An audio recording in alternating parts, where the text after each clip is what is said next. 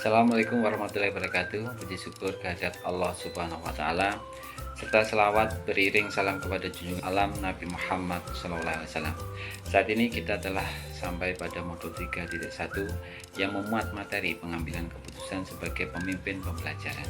Ketika saya mempelajari modul ini, saya baru menyadari bahwa banyak keputusan penting yang harus diambil oleh seorang guru, baik sebagai pemimpin pembelajaran di sekolah maupun dalam kehidupan pribadi sebagai anggota keluarga dan masyarakat. Untuk itu, hal yang terpenting adalah guru wajib memiliki dasar pengetahuan bagaimana mengambil keputusan yang tepat. Dalam modul ini, saya mempelajari cara dan menguji keputusan yang efektif dan membedakan kasus atau situasi yang saya hadapi, apakah itu dilema etika ataukah rujukan moral. Dua pengetahuan ini menjadi sebuah landasan penting bagi saya untuk terus berlatih, mengembangkan kemampuan dalam mengambil keputusan yang tepat dan baik tentunya.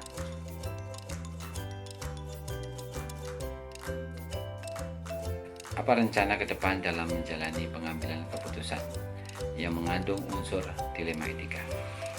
Dalam pengambilan keputusan yang mengandung unsur dilema etika, ke depan saya akan melakukan hal-hal sebagai berikut.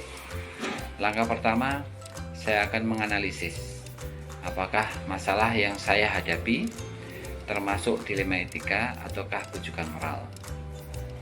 Langkah yang kedua, saya akan menentukan paradigma apa yang ada pada permasalahan tersebut. Secara umum ada pola, model, atau paradigma yang terjadi pada situasi dilema etika yang bisa dikategorikan individu lawan masyarakat, individual versus community. Yang kedua adalah rasa keadilan lawan rasa kasihan, justice versus mercy. Yang ketiga adalah kebenaran lawan kesetiaan, truth versus loyalty. Jangka pendek lawan jangka panjang atau short term versus long term. Langkah ketiga, saya akan menentukan prinsip yang akan digunakan dalam pengambilan keputusan.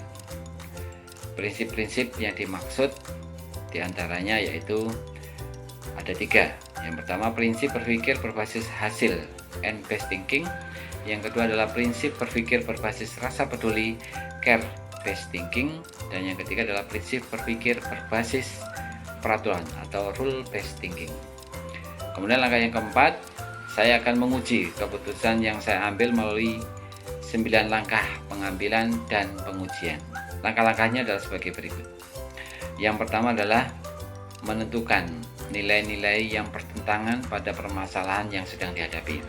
Yang kedua, menentukan siapa saja yang terlibat dalam situasi tersebut. Langkah yang ketiga adalah menentukan fakta-fakta yang relevan dalam situasi tersebut. Langkah yang keempat yaitu melakukan uji benar dan salah dalam situasi tersebut dengan cara melakukan uji legal, yaitu menentukan apakah ada aspek pelanggar hukum di sana. Kemudian melakukan uji regulasi, yaitu menentukan apakah ada pelanggaran peraturan atau kode etik profesi dalam kasus tersebut. Kemudian yang ketiga, melakukan uji intuisi, yaitu menentukan apakah ada yang salah dalam situasi tersebut berdasar perasaan dan intuisi. Kemudian melakukan uji publikasi, yaitu menguji perasaan bila keputusan yang diambil dipublikasikan di halaman depan koran. Kemudian melakukan uji panutan atau idola, yaitu menentukan keputusan apa yang akan diambil oleh panutan atau idola dalam situasi tersebut. Langkah yang kelima yaitu menentukan paradigma benar lawan benar. Menentukan prinsip. Langkah yang keenam yaitu menentukan prinsip yang akan digunakan. Langkah yang ketujuh yaitu menentukan penyelesaian yang kreatif untuk menyelesaikan masalah tersebut. Investigasi opsi trilema. Langkah yang kedelapan yaitu menentukan keputusan yang akan diambil. Yang kesembilan, melihat kembali keputusan yang diambil dan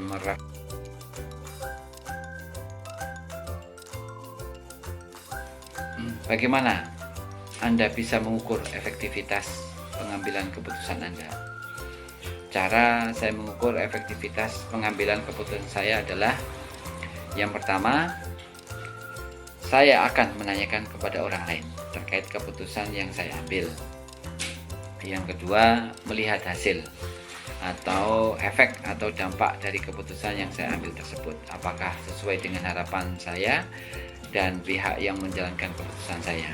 Yang ketiga, melihat respon atau pendapat dari pihak yang bertanggung jawab dalam pelaksanaan keputusan saya tadi, apakah dia senang atau mengeluh dalam melaksanakannya. Kemudian yang keempat yaitu melakukan refleksi secara berkala dan terencana terkait pelaksanaan keputusan saya tersebut.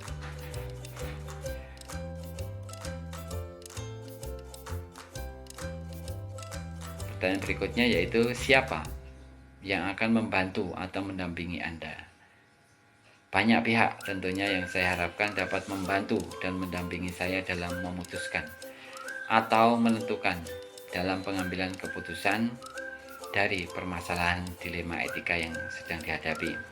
Pertama, tentunya Bapak Kepala Sekolah maupun rekan sejawat lainnya, seperti guru produktif, guru BK, urusan kesiswaan, atau pengawas pembina di sekolah yang luar biasa. Mereka adalah orang-orang yang dapat melihat aspek dan memberikan masukan yang kritis terkait sebelum saya mengambil keputusan maupun setelah mengambil keputusan.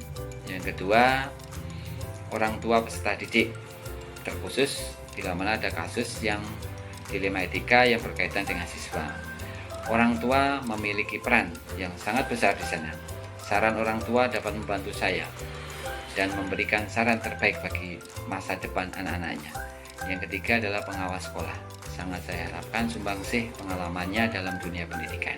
Saya sangat mengharapkan saran dan masukan berdasarkan pengalaman beliau-beliau yang dapat menjadikan bekal saya dalam memandang suatu kasus serta lebih cermat saat mengambil keputusan.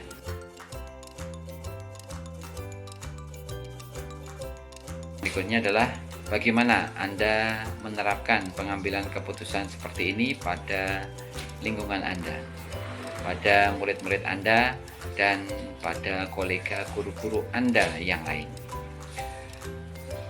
Dalam pengambilan keputusan, saya akan berusaha merealisasikan dalam bentuk komitmen diri dan bersama, sehingga keputusan yang dibuat melibatkan partisipasi seluruh elemen dengan tetap menjaga komunikasi dan hubungan baik, dan yang terpenting dapat menyelesaikan masalah yang dihadapi.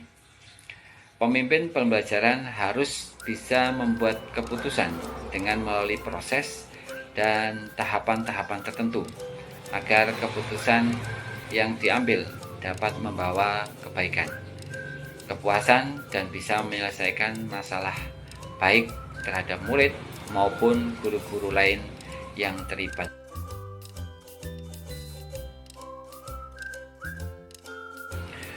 Pertanyaan berikutnya adalah, kapan Anda akan menerapkannya?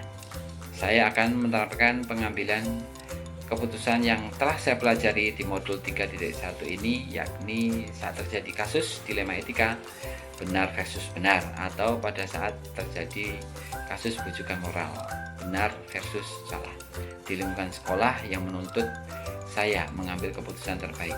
Di saat itulah saya akan mengidentifikasi paradigma, menentukan prinsip resolusi, mengambil langkah-langkah pengujian, dan juga pengambilan keputusan.